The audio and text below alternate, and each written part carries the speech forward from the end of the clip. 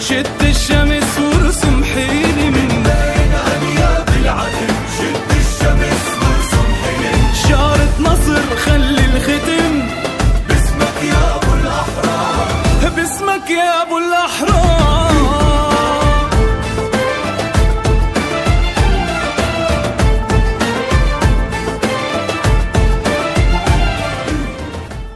الفنان الروسي ميداخات شاكيروف من الشخصيات العالمية المناصرة للقضية الفلسطينية، وهو صاحب مقولة ما دامت فلسطين محتلة وما دام شعبها مشردا ومضطهدا فأنا فلسطيني حتى ينال هذا الشعب حريته.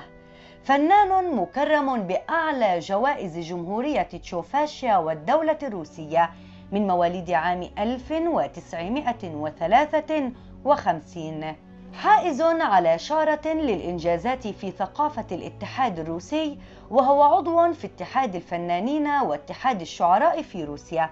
شارك في 6 معارض دولية مخصصة لفلسطين في مدن وجمهوريات روسيا المختلفة، وتعرض أعماله في العديد من متاحف الدولة الروسية. أول لوحة رسمها لفلسطين كانت لوحة المعلم الذي يدرس أطفال فلسطين ويزرع فيهم الوطنية.